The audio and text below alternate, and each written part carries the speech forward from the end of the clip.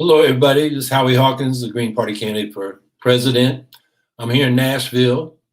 I was ready to step in if one of the two major party candidates didn't show up. They did. I was here to be available to the media, and they didn't call, not Nashville. My hometown newspaper called. Sky News out of Australia, which is actually owned by Comcast, like NBC, that hosted the debate tonight. So I had a good little interview with them, but that was about it. But I did get to meet with the Tennessee Green Party folks. We had a good meeting this afternoon. And I'm out here, doing the best I can, get the vote out. I was in Maine yesterday.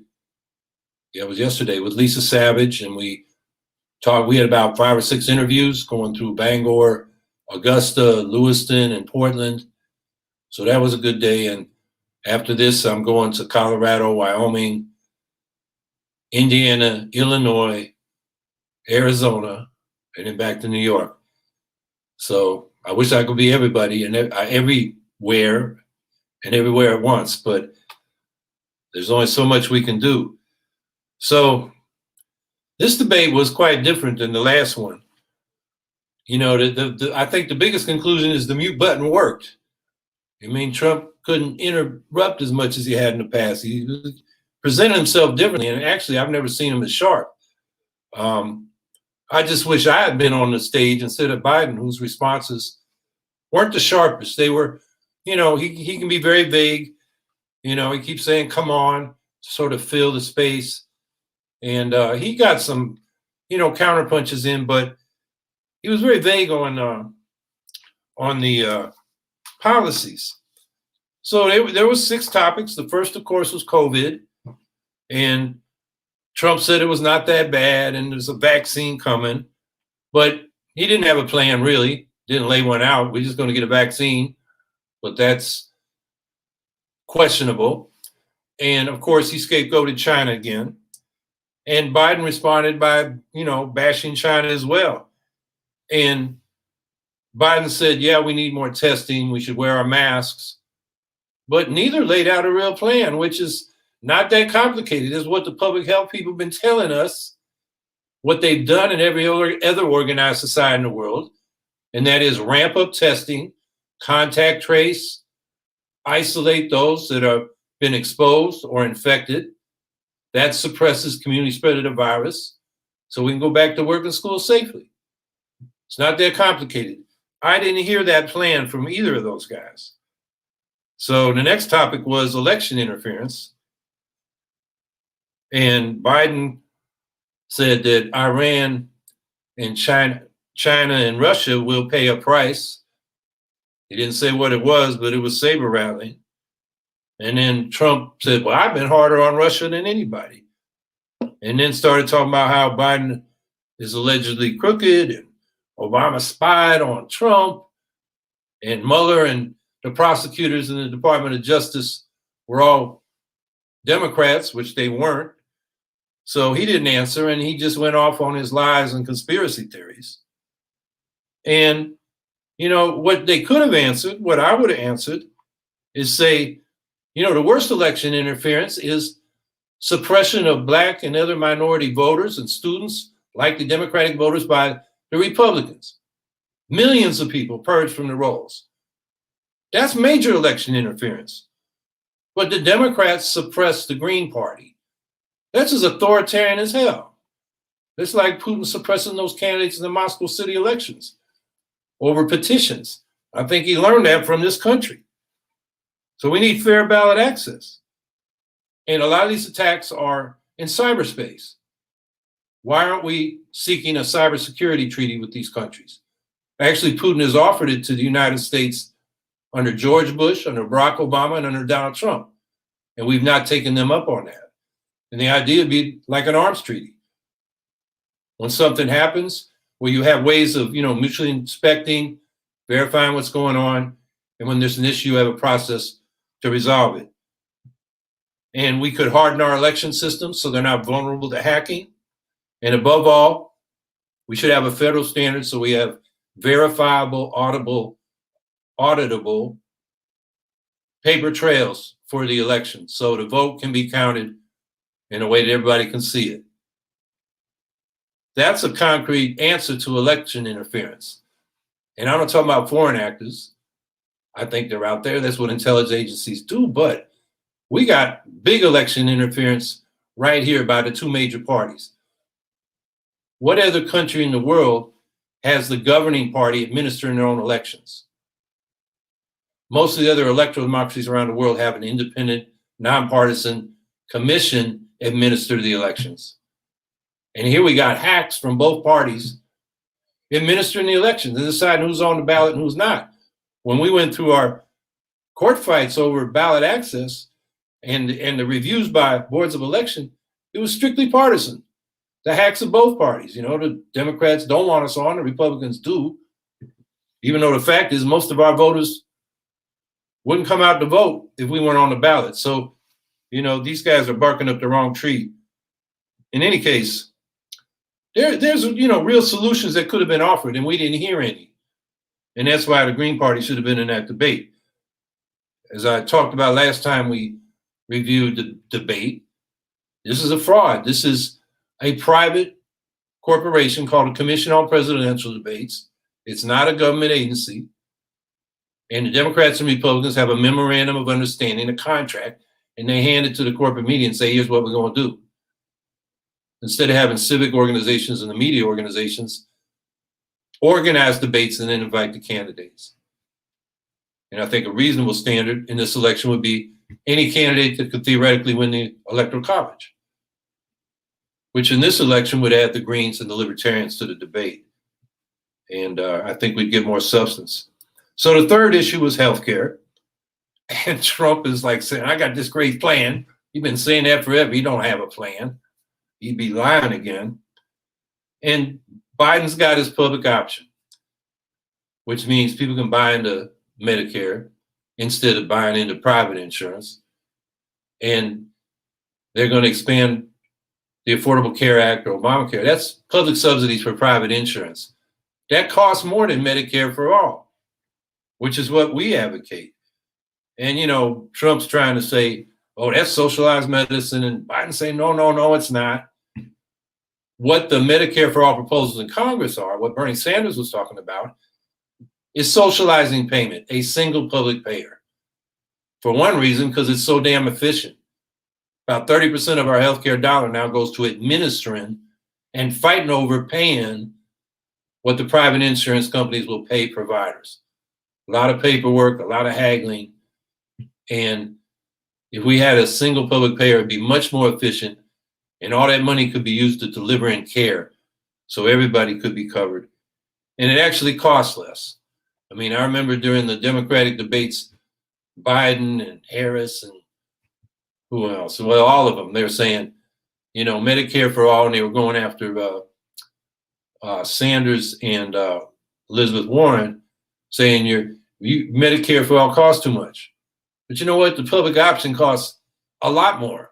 I mean, the numbers they're talking about, 35 or 30 trillion for Medicare for all over 10 years was a number they were saying, oh, that's too expensive. But the Affordable Care Act's going to cost 35 trillion over the next 10 years. So that's, you know, that's an argument for national health insurance where you socialize the payment.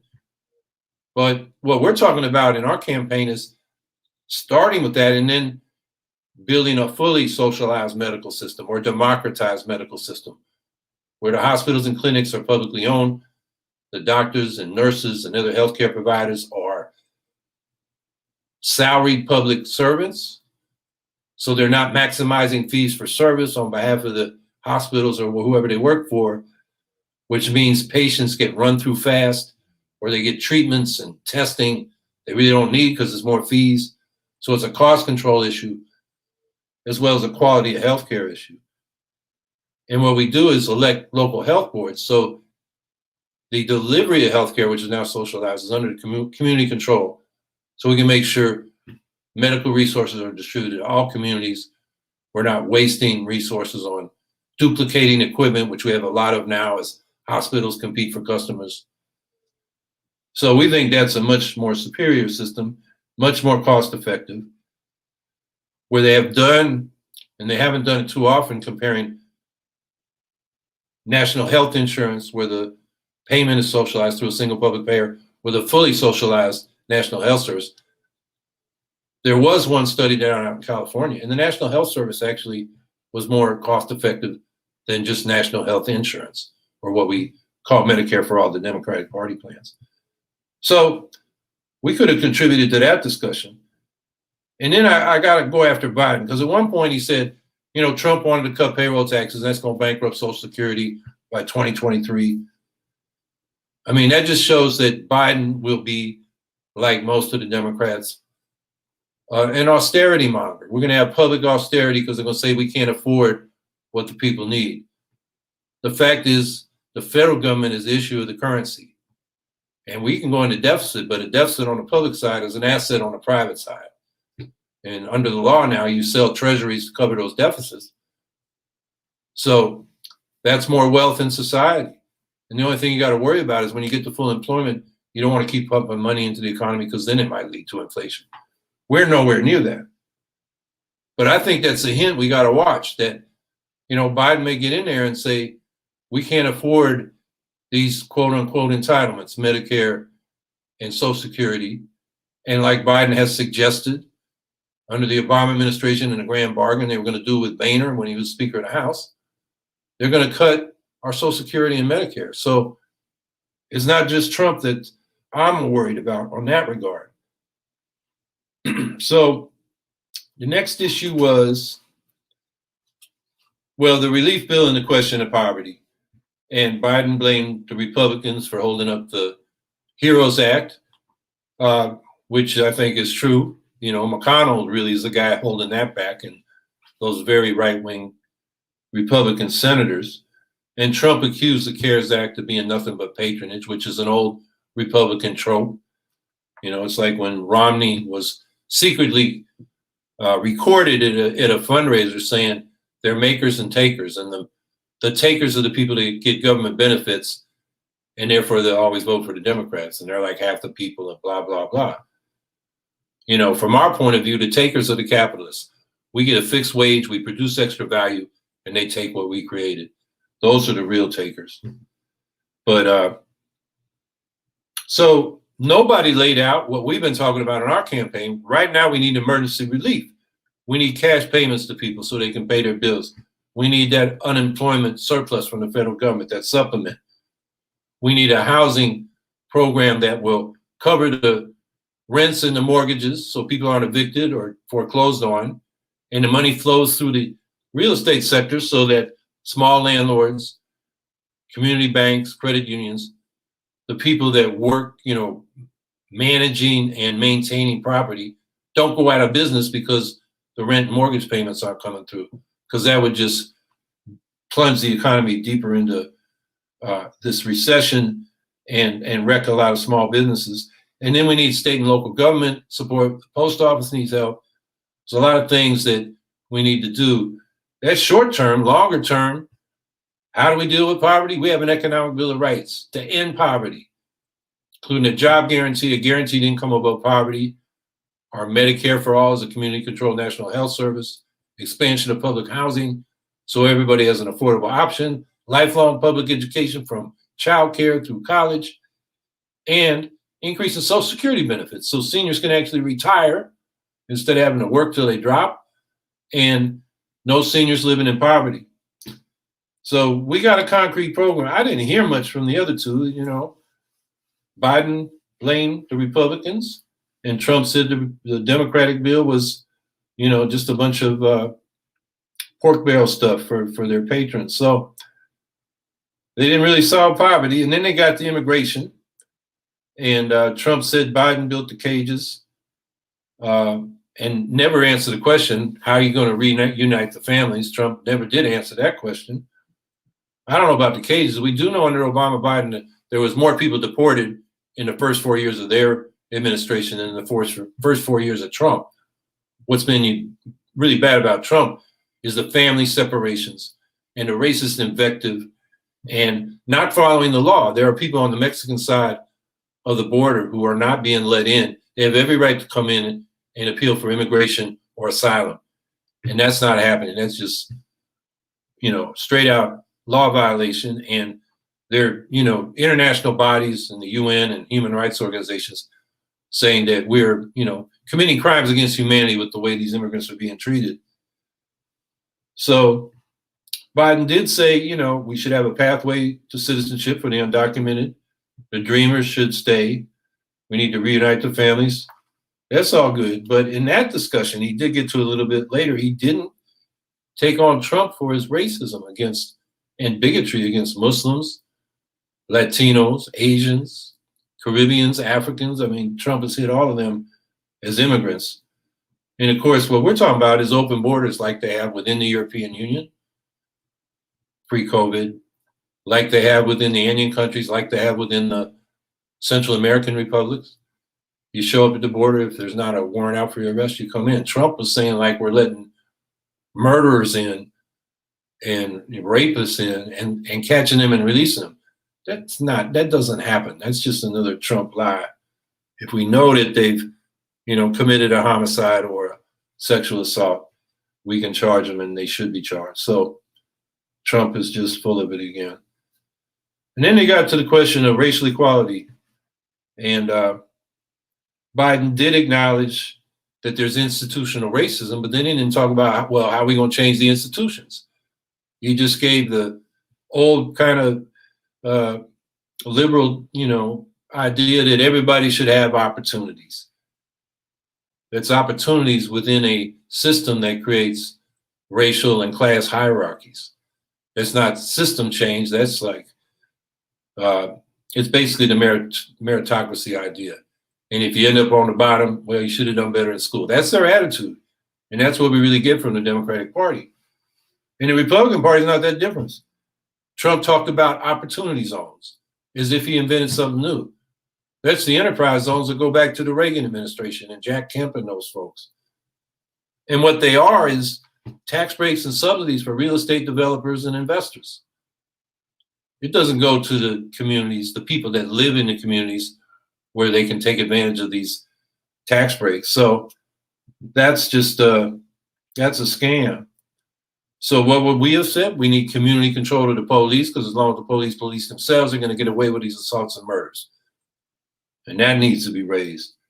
We talk about reparations for African Americans, honoring the treaty rights of indigenous nations. We would end the war on drugs, which is the pipeline to the mass incarceration in the jails. And, right up front, very simple things like we have anti-discrimination laws that are not being enforced, like the Fair Housing Act of 1968. The courts have kind of gutted it because it makes it harder to prove discrimination. That can be corrected by legislation, but it's not being enforced. We're more segregated than we were when that third Civil Rights Act passed in 1968. And then there are other legislative relief, like restoring the pre-clearance provision in the Voting Rights Act, which since the Supreme Court knocked it out, that's where we've seen this mass voter suppression, particularly of Black voters. So there were a lot of concrete things that, if Biden knew what he's talking about, had a program instead of just, vague things about equal opportunity, he might have put that on the table. And then they got the climate. Oh, boy. Trump said the Paris Accord would cost us $1 trillion. And then he wants to blame Russia, China, and India because they emit a lot of greenhouse gases, which they do. That should excuse us. And he said we had the cleanest air, but he never came up with a climate plan. He doesn't even know what he's talking about. And then Biden laid out a couple of things. He's going to put in 50,000 charging stations, which we need. And then he said, we're going to retrofit all these buildings. Well, you look at what they're actually proposing, and it's 5 million buildings over 4 years. We have 120 million buildings in the country. It'd take 150 years to retrofit the building sector. That is just too slow if you're serious about climate. And then the two of them agreed, yeah, we're going to frack for natural gas, and that's a climate bomb. So, as I like to say, Trump calls climate change a hoax, but Biden acts as if it's a hoax. And we have an Eco-Socialist Green New Deal. You can go on our website. We show our homework. We show all the details. It's to transform all systems of production, not just energy production, but manufacturing, agriculture, buildings, and transportation for zero to negative greenhouse gas emissions and 100% clean energy in a decade by 2030. Because that's what we got to do. As Greta Thunberg, with the sort of the clarity that sometimes young people have, told those people at the UN, look, the last International Panel on Climate Change report said we have 640 gigatons carbon in our global carbon budget before we blow past the 1.5 degrees Celsius threshold. And we've been releasing 42 gigatons carbon the 2 years since that report came out. So we're 8 years away, and there's no effort in any major country to stem that, all that greenhouse gas emissions. So, something needs to be done fast, and we're not getting it from these two major parties. So I'm not going to elaborate on the Green New Deal. I've been talking about that the whole campaign. I suggest people that want to know more detail, go to our webpage, look at the budget for an eco-socialist Green New Deal, and you will see the only plan in the country.